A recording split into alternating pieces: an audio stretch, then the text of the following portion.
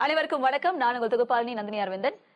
இன்று Jio convention centre மும்பைல ஒரு சிறப்பு நிகழ்வு நடந்து கொண்டிருக்குது.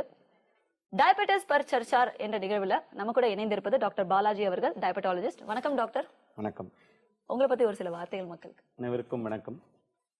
நான் கும்பகோணத்தில் சர்க்கரை நோய் சிறப்பு மருத்துவராக கடந்த ஒரு 15 ஆண்டுகளாக இருக்கிறேன். ஓகே டாக்டர், இப்போ ஒரு டயபெட்டிக் பேஷண்ட் இருக்காங்க, அவங்களுக்கு இந்த டயபெட்டிஸ் எப்படி நம்ம ட்ரீட் பண்ணலாம், அதே மாதிரி வாழ்நாள் முழுக்க அவங்க மருந்து எடுத்துக்கணுமா, இது தேவையா?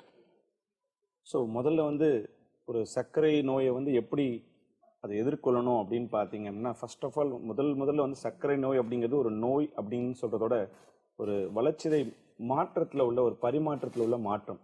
ஸோ அந்த மாற்றம் அப்படிங்கிறது அந்த ஏற்றத்தாழ்வு அந்த அளவுக்கு மேலே ஏறும்போது அது நான் சர்க்கரைன்னு சொல்கிறோம். ஸோ அப்படிப்பட்ட சூழ்நிலை கண்டிப்பாக 2வது கேள்வியை முதல்ல சொல்லணும் அப்படின்னு கேட்டிங்கன்னா, கண்டிப்பாக வாழ்நாள் முழுக்க எடுத்துக்கொண்டு தான் ஆகணும். பட் ஆரம்பத்தில் நம்ம நம்மளுடைய வாழ்க்கை முறையில் சில மாற்றங்கள், நம்ம உணவு கட்டுப்பாடுகள், அப்புறம் அன்றாடம் எக்ஸசைஸ் பண்ணி ஒரு ஆரம்ப கட்ட சூழ்நிலையாக இருந்தால் அதிலேயே சரி செய்யலாம். அதையும் தாண்டி அந்த சர்க்கரையின் அளவு அந்த மாற்றம் அதிகமாகும் போது கண்டிப்பாக நம்ம ஒரு மாத்திரை எடுத்துக்கொண்டு தான் ஆகணும். ஸோ என்ன விதமான மாத்திரை அப்படின்னு பார்த்தீங்கன்னா 2 விதமாக பிரிக்கலாம். நம்ம ஒன்று மாத்திரை, இல்லை அந்த சுகர் இந்த சர்க்கரையின் அளவு இந்த அளவுக்கு மீறி போகும்போது கண்டிப்பாக இன்சுலின் அப்படிங்கிறது நம்ம எடுத்துக்கொள்ள மாதிரி ஒரு கட்டாயத்துக்கு நம்ம தள்ளப்படுகிறோம். ஒரு சில பேருக்கு இன்சுலின் அப்படிங்கிறது இயற்கையாகவே உடம்பில் சுரக்காமல் இருக்கலாம். அப்படிப்பட்ட சூழ்நிலையில் நம்ம என்னதான் மாத்திரை எடுத்துக்கொண்டாலும் அந்த மாத்திரைகள் வேலை செய்யாது. ஸோ அவர்களுக்கு கண்டிப்பாக இன்சுலின் தான் எடுத்துக்கணும். கருவுற்ற காலங்களில் நம்ம மாத்திரையை தவிர்ப்பது நல்லது. ஸோ அப்படிப்பட்ட காலங்களில் அவர்களுக்கு அப்படிப்பட்ட சர்க்கரை நோய்க்கு என்ன அப்படின்னா இன்சுலின் தான் எடுத்துக்கிற மாதிரி ஆகும். ஓகே டாக்டர், சிறப்பாக சொன்னீங்க. இப்போ எல்லா டயபெட்டிக் பேஷண்ட்டுக்குமே இந்த இன்சுலின் அப்படிங்கிற ஒரு விஷயம் அவசியமா? ஸோ நல்ல ஒரு கேள்வி. என்னன்னா, இன்னைக்கு எல்லாருடைய மனசுலயும் ஒரு மூட நம்பிக்கை இருக்கு. இன்சுலின் அப்படிங்கிறது ஒரு பயமுறுத்தக்கூடிய விஷயமாகவும் ஒரு இறுதி கட்டத்தில் கொடுக்குற இன்சுலினா நினைச்சிட்டு இருக்காங்க. இன்சுலின் அப்படிங்கிறது எல்லா விதமான சர்க்கரை நோய்க்கும் தேவை அப்படின்னு நான் சொல்லவே மாட்டேன். ஸோ இன்சுலின் அப்படிங்கிறது பார்த்தீங்கன்னா 2 விதமாக சர்க்கரை நோயை பிரிக்கலாம். ஒன்று இன்சுலின் சார்ந்த விஷயங்கள், இன்னொன்று இன்சுலின் சுரக்காம சுத்தமாக இருக்கக்கூடிய விஷயங்கள். அப்படிப்பட்ட அந்த டைப் 1 டயபெட்டிஸ் சொல்லுவாங்க, அவங்களுக்கு தான் கண்டிப்பாக இன்சுலின் தான். அவங்க சுத்தமாக இன்சுலினே அந்த சுரக்காதனால் என்னதான் மாத்திரை கொடுத்தாலும் அந்த இன்சுலினை தூண்ட போறதில்லை. அப்படிப்பட்ட கட்டாயத்தில் கண்டிப்பாக இன்சுலின். ஆனால் டைப் 2 டயபெட்டிஸ் சொல்லக்கூடிய சூழ்நிலையில இன்சுலின் அப்படிங்கிற சுரக்கக்கூடிய அந்த சுரபிகள் சுரக்கின்றது.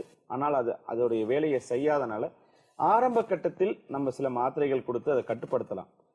ஆனால் ஒரு சில நேரங்களில் அந்த மாத்திரைகள் தான் வேலை செய்யாமல் செல்லும் போதுதான் இன்சுலின் எடுத்துக்கொள்ள வேண்டும்.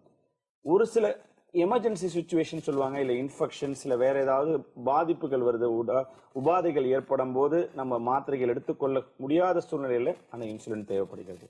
ஸோ அதனால எல்லா விதமான நோயாளிகளுக்கும் இன்சுலின் தேவை அப்படிங்கிறது கிடையவே கிடையாது.